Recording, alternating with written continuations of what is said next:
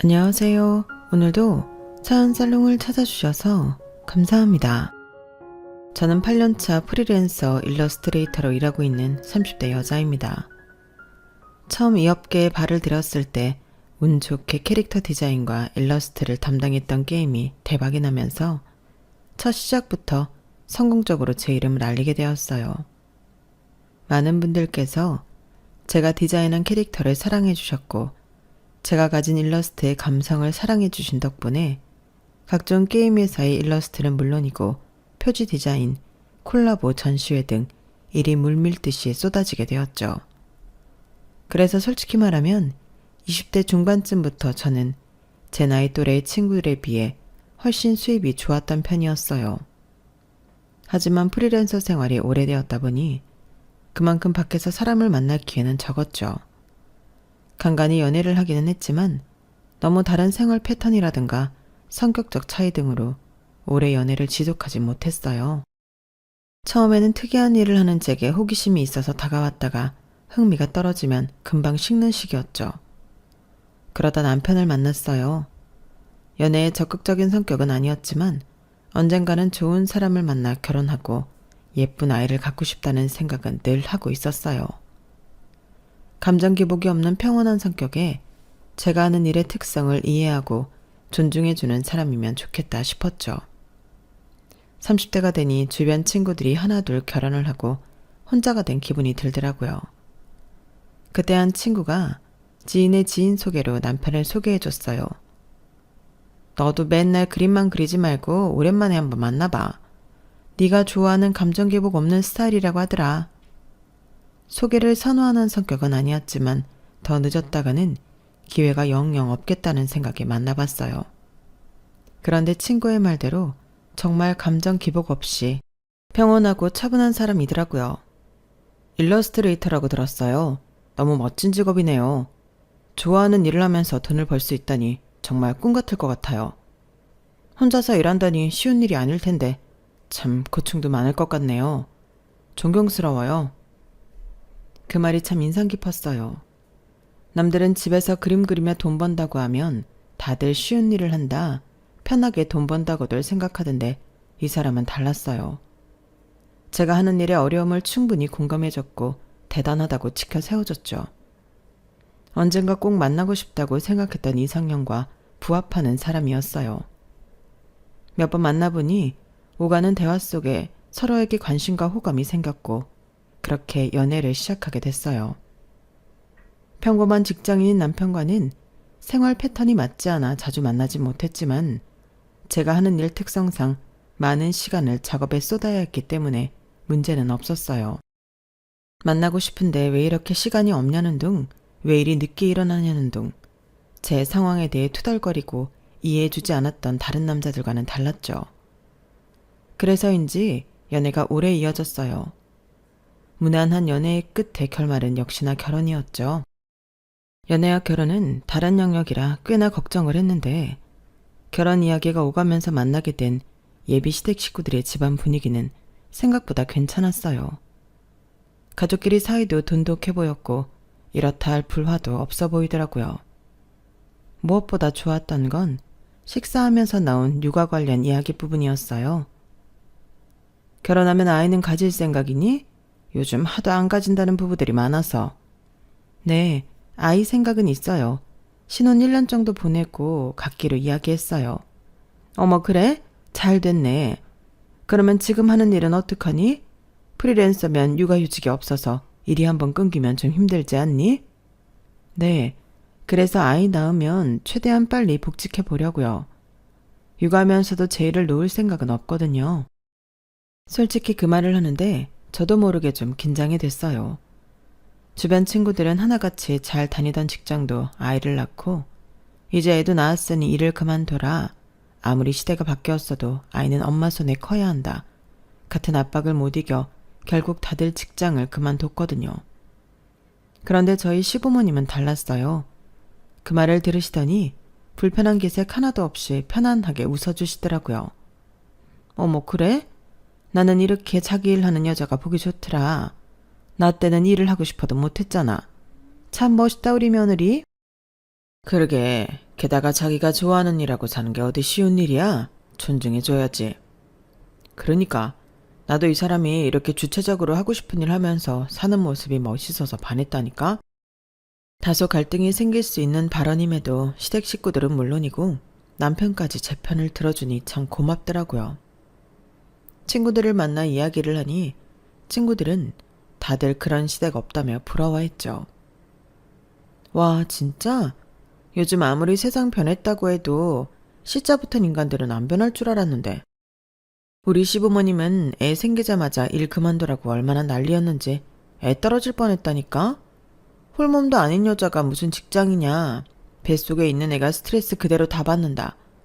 스트레스는 시댁에서 다 주면서 직장 관두라고 하는 게 얼마나 어이없던지. 그래도 육아휴직 써야 하니까 그때까지는 어떻게든 버텼는데 복직할 때 되니까 애 잘못되면 내 탓이라고 독설을 하는데 그쯤 되니까 진짜 불안해지는 거 있지? 그러니까 난 애 낳고도 직장 다닐 거면 그냥 애 주고 이혼하란 소리까지 들었어. 내 배 아파 낳은 내 새끼인데 잘못될까 걱정해도 내가 더하지. 암튼 시자 붙은 인간들은 뭐에 씌었나 봐. 그래도 얘네 시부모님은 다르긴 하네. 대한민국 시간이 멈춘 줄 알았는데 그래도 저렇게 정말 시대에 맞춰 깨어있는 시부모님도 계시구나. 그니까 좋겠다. 나도 내 돈 벌어 내가 쓰다가 남편 벌어온 돈 쓰려니 어찌나 눈치가 보이는지. 뭐 하나 살 때도 허락받고 눈치 보고 써야 하니 일이 너무 하고 싶어. 그냥 내가 일하고 마음 편하게 쓰고 싶다니까.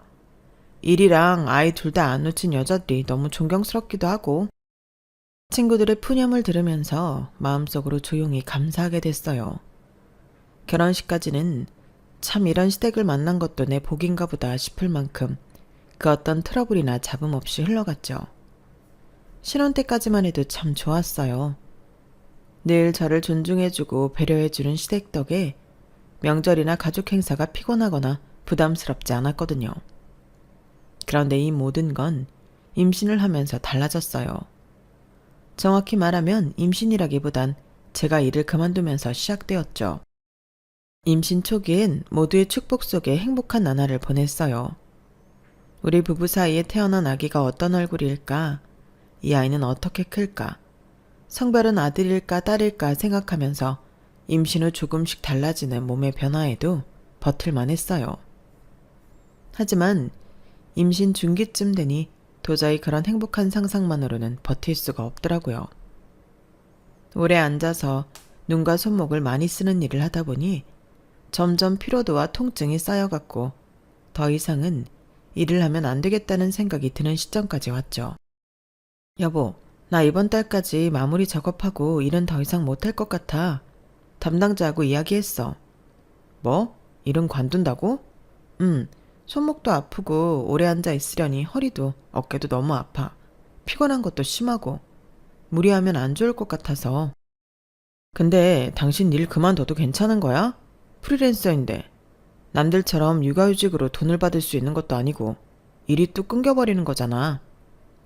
나도 그래서 최대한 버틸 만큼 버티려고 해봤는데 지금은 아이가 더 중요한 게 아닌가 싶어서 진지하게 고민했어. 이번 달까진 어떻게든 마무리해볼 수 있을 것 같은데 그 이상은 힘들 것 같아. 그래? 이렇게 갑자기 그만둘 줄은 몰랐네. 이게 출퇴근하는 일도 아니고 당신이라면 악착같이 출산 전까지는 일할 줄 알았는데. 당연히 쉬라고 할 줄 알았던 예상과는 다르게 남편의 반응은 생각보다 싸늘했어요. 처음 보는 태도에 놀라고 당황스럽기까지 하더라고요. 그날은 그렇게 어영부영 이야기를 끝맺지 못한 채 넘어갔어요. 남편의 반응이 그러니 시댁에도 차마 말을 못하겠더라고요. 그래? 그래도 갑자기 그만둔다고 하니 당황스러울 수는 있지. 당분간 혼자 벌어야 된다고 생각하니 부담스러웠나 봐. 너무 안 좋게 생각하지 마. 니네 남편이나 시댁이나 그런 거 이해 안 해줄 사람들은 아닌 것 같은데? 그치? 나도 좀 예민하게 받아들인 거겠지? 남편이야 바로 자기한테 다가온 현실이니 당황해서 그렇게 반응할 수도 있을 것 같아. 시댁 식구들은 이해해 줄 거야. 네가 관두고 싶어서 관두는 것도 아니고 몸이 아파서 그런 건데. 건강한 아이 낳으려고 하는 거니까 이해하시겠지. 남편이 반응이 저러니까 시댁에도 괜히 말 못하고 있었는데 고마워. 시댁에도 얼른 이야기해야겠다. 친구가 준 용기에 그달 말 시어머니 생신 때 이야기를 꺼내기로 했어요. 하지만 시댁의 반응은 처참했죠. 아니, 벌써 일을 관두는 거니? 프리랜서는 일 한 번 끊기면 타격이 큰 거 아니니? 일하는 만큼 버는데 벌써 관두면 어떡하려고 그래? 이제 딸린 입이 하나 더 느는 건데 돈을 많이 모아둬야지. 애 낳으면 또 조리원 갔다가 애 본다고 당분간 일 못할 거 아니야. 요즘 외벌이로 사는 게 얼마나 힘든데. 출산 전까지 일하겠다고 해서 참 괜찮게 봤는데 이제 와서 좀 힘들다고 놀고 먹겠다는 거야? 일 끊기는 거 제일 싫은 건 저예요. 그런데 임신한 몸으로 하루 종일 작업하려니 체력이 정말 예전 같지 않아서 그래요. 어머님도 임신해보셔서 아시잖아요. 손목 어깨 다 무리가 오고 피곤하면 더하고 화면을 오래 보니 눈도 아프고 허리는 말할 것도 없어요. 태어날 아기 생각하면 지금부터 일을 중단하는 게 나을 것 같아서 그래요. 임신하면 몸 아플 거 모르고 그런 소리 했니? 아무튼 다 의지 문제지. 우리 때는 김장하다 애 낳고 그랬어. 기껏해야 편히 앉아서 그림이나 그리는 거면서 뭐 그리 힘든 일 한다고? 어이가 없고 서러웠지만 남편마저 저를 외면하더라고요. 어차피 더 반박해봐야 들을 생각도 없어 보여서 입을 꾹 다물었어요. 그래도 사람이 참 희망을 잃고 싶지 않은 건지 이것도 다 제가 갑자기 일을 그만둔다고 하니 온 식구가 당황해서 그런 걸 거라고 생각했어요. 시간이 지나면 다 이해해 줄 줄 알았죠. 하지만 나중에야 깨달았어요. 이해는커녕 시댁에서 일을 놓지 않는 며느리를 환영했던 이유가 어떻게든 자기 아들 힘들지 않게 하려는 이유였다는 걸요. 남들은 임신하면 일을 그만두라고 압박한다는데 저는 완전히 반대였어요. 시부모님은 어떻게든 저를 일하게 만들려고 혈안이었죠. 작업을 깔끔하게 마무리하고 몇 주간 쉬니 몸은 점차 체력을 회복했어요.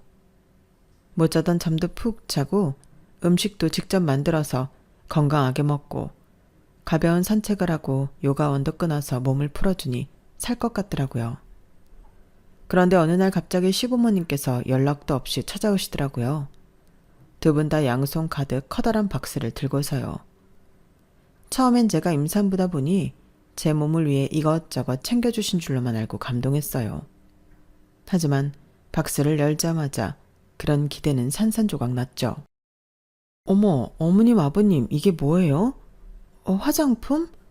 웬 화장품을 이렇게 많이 가지고 오셨어요? 박스를 열자마자 화장품이 보이길래 튼살 크림 같은 건가 했는데 화장품 용기가 너무 작고 여러 개인데다가 종류가 똑같은 제품이 잔뜩 있더라고요. 어리둥절해하고 있으니 시부모님께서 가방에서 뭔가를 또 잔뜩 꺼내셨어요. 너 이제 좀 쉰 지 오래되지 않았니? 체력은 회복했을 테니 집에서 몸에 무리가 가지 않게 할 수 있는 일을 우리가 받아왔다. 내 지인이 화장품 회사를 다니는데 샘플 포장하는 알바가 필요하다고 하더라고. 집에서도 할 수 있다길래 네 생각이 나서 얼른 받아왔지. 이제 일도 못하는데 어떻게든 네 밥값은 해야 될 거 아니니? 이대로 쭉 복직할 때까지 더부살이 할 생각은 아니지? 네? 이걸 저보고 다 포장하라고요? 왜? 이렇게 비닐 하나당 4종류만 넣고 비닐 닫으면 끝이야. 설마 이 간단한 것도 힘들다고 못하겠다고 할 생각은 아니지? 어머님, 진짜 호준씨 어머님이 나온 거 맞으시죠? 뭐라고? 갑자기 그게 무슨 소리야? 뭐 아버님은 임신을 해본 적이 없으니 뱃속에 아이를 품고 있는 것만으로도 얼마나 몸의 변화가 크고 힘든지 모르실 수도 있겠다 싶지만 어머님은 아니시잖아요. 그런데 너무 모르는 사람처럼 구시길래 남편을 어머님이 낳은 게 아닌가 싶어서요. 이게? 어머님 배로 낳은 자식이 맞다면 죄송한 말이지만 저한테 해도 너무하신 거 아니세요? 애초에 손목 아파서 하고 싶은 일도 못하고 쉬는 사람한테 또 손목 쓰는 일을 하라고요? 전 못해요. 이제야 좀 회복하고 살만해졌는데 괜찮아지자마자 일을 하라뇨. 말도 안 되는 소리세요. 그럼 우리가 들고 온 것까지만 해. 우리도 어렵게 부탁해서 일부러 받아온 거야. 이것도 원래 회사 가서 해야 되는 일이라고. 그럼 어머님, 아버님께서 하시면 되겠네요. 퇴직하시고 집에서 심심하시죠? 적적함도 달래고 생활비도 보태고 하면 딱이겠는데요. 너 하라고 가져온 거라니까. 얘가 지금 무슨 소리라는 거야? 우린 이런 건 못해. 아까는 쉬운 일이라면서요. 저도 못해요. 두 분께서 어렵게 받아오신 일이니 직접 하시든 다시 돌려드리든 하셔야죠. 저는 일 받아달라고 한 적 없어요. 가지고 돌아가세요.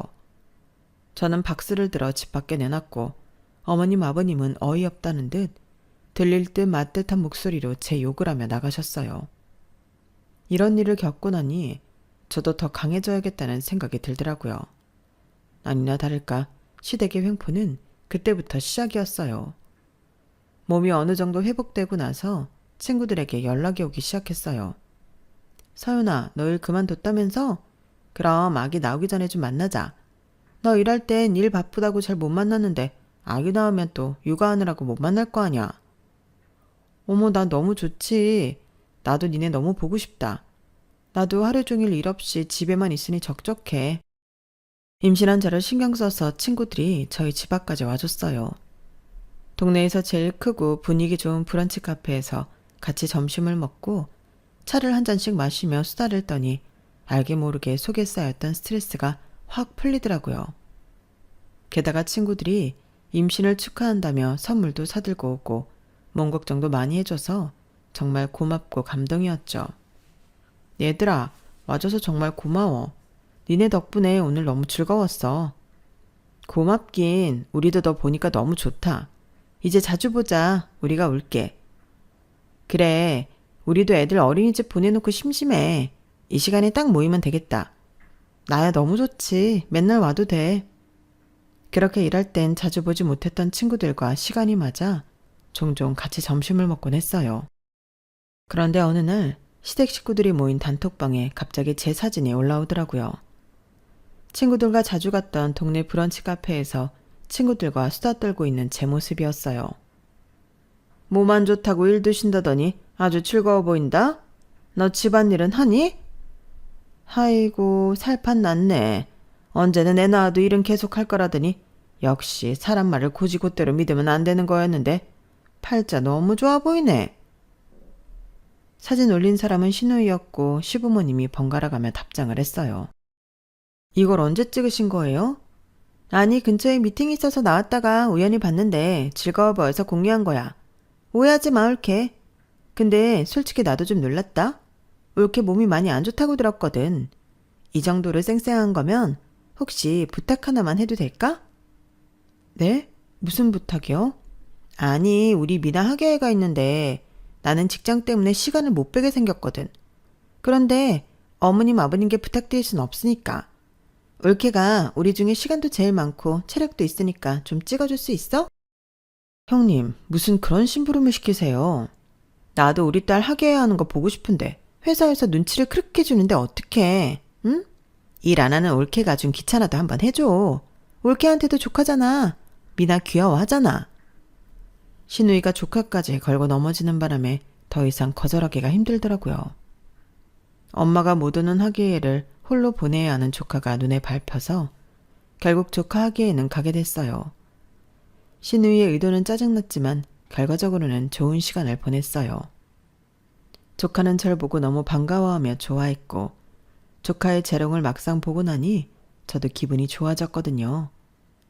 끝나고는 조카에게 맛있는 밥도 사주고 함께 시간을 보내고 헤어졌어요. 하지만 다음부터는 절대 시댁 식구들의 농간에 놀아나지 않겠다고 다짐했죠. 그 이후로 추석이 돌아왔어요. 시댁 식구들과 모여 밥을 먹는데 아직 장가를 가지 않은 도련님이 하소연하듯 연애 상담을 하더라고요.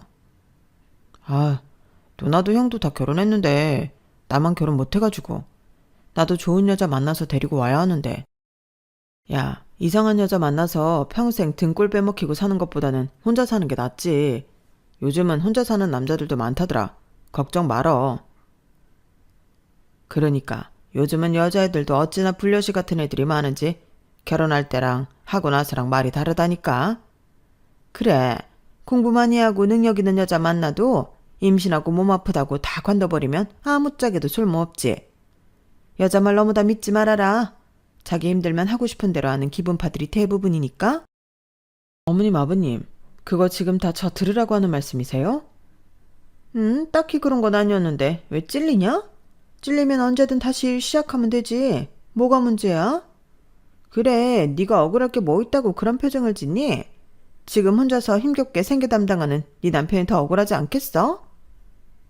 제가 일 관둔 지 5년이 됐어요. 10년이 됐어요. 이제 겨우 2개월이에요. 도대체 언제까지 이렇게 스트레스 주실 건데요? 스트레스 받지 않으려고 일 관뒀는데 왜 이렇게 도움을 안 주세요?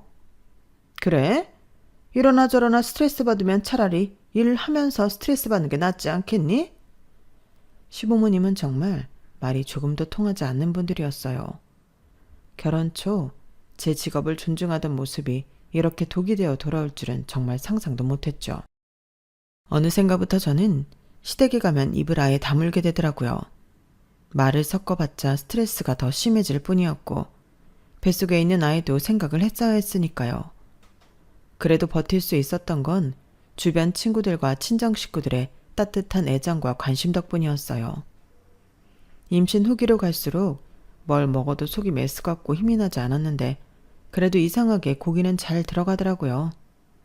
그걸 눈치챈 친정 엄마께서 한우를 몇 세트 보내주셨어요. 고기 잘 먹는 걸 보니 아들이 맞긴 맞네.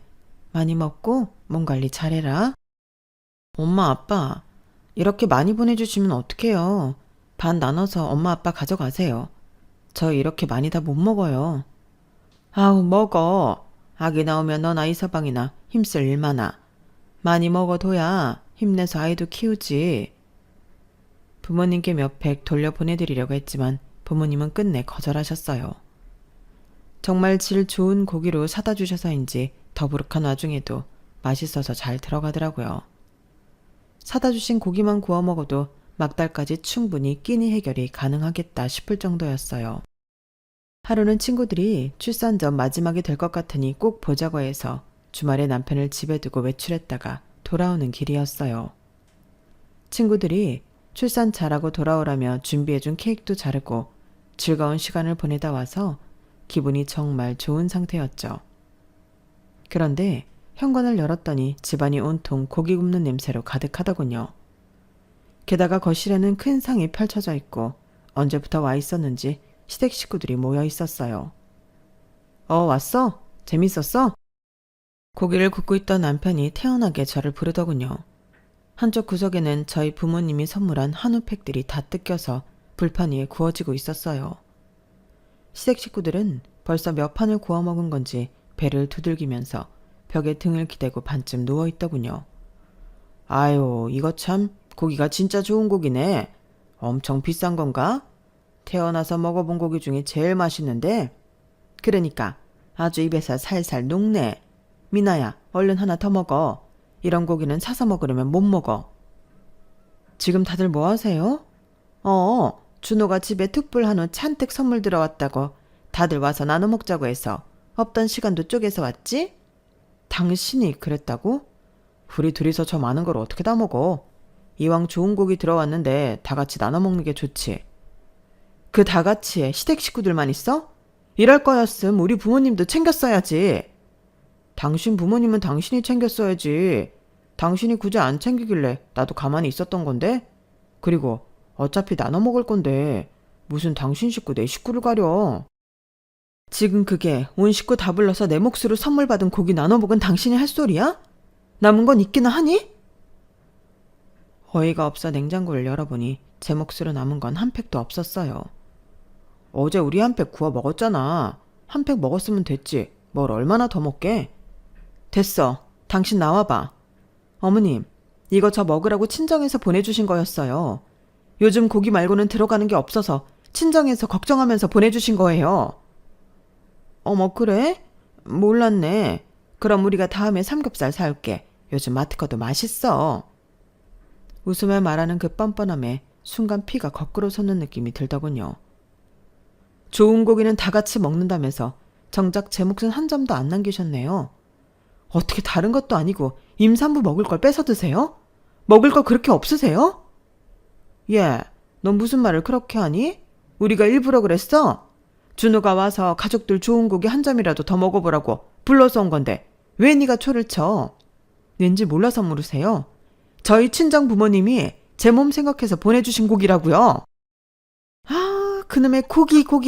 그래, 네 고기 먹어서 미안하다. 그거 아주 니네 둘이서 몇 날 며칠을 먹어도 물려서 다 못 먹겠더구만. 식구들 좀 먹었다고 이렇게 난리칠 일이니?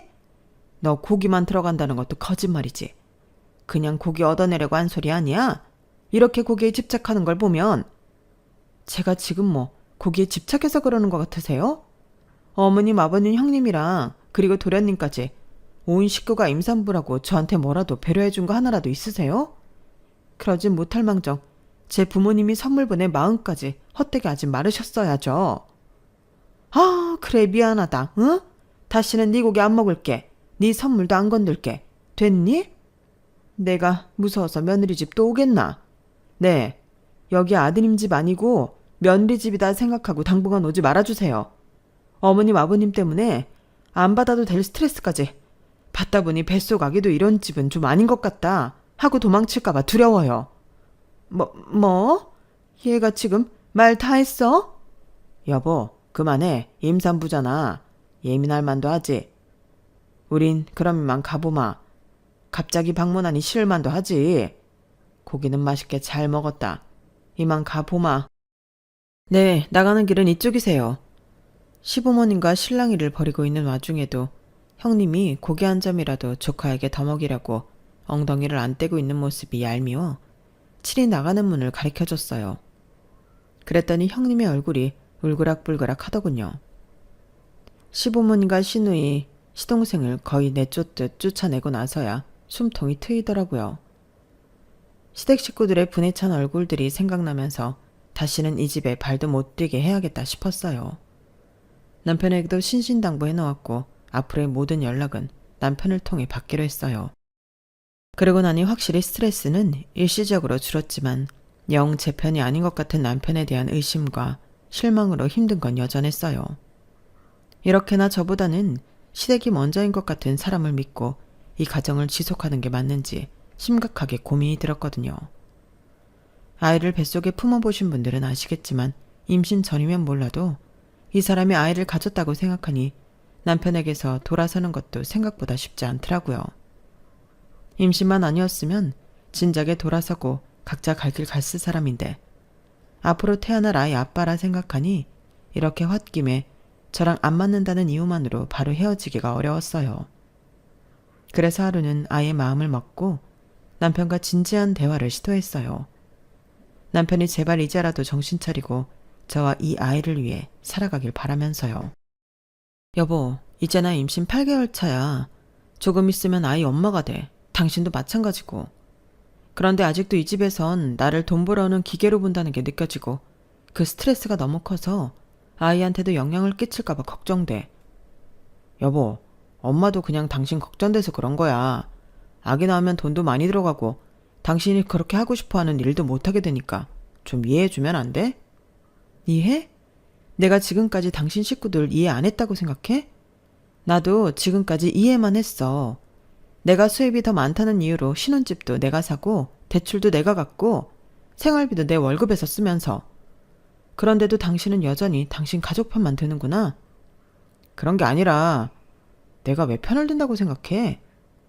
당신이 나랑 내 아이를 우선시할 생각이 없다면 난 당신이랑 앞으로 살아갈 생각 없어. 여보, 벌떡 그렇게 극단적으로 그래. 당신 임신해서 예민해져서 그래. 지나고 나면 별거 아니야. 다른 집들도 이 정도는 다 부딪히면서 살아. 당신 전에는 우리 부모님이 당신 일 존중해줘서 좋다며, 감사하다며. 사람이 좋은 점이 있으면 안 좋은 점도 있고 한 거지. 어떻게 다 당신 입맛에 맞는 사람들만 있겠어. 나도 노력할게. 근데 우리 식구들은 내 노력으로 바뀔 수 있는 게 아니잖아. 내가 더 잘할 테니까 우리 식구들한테 화난 건 당신도 좀 이해하고 풀어줘. 응? 그럼 진짜 마지막이야. 당신이 한 번이라도 더 나보다 당신 식구들 편 들면 그땐 우리 진짜 끝이라고.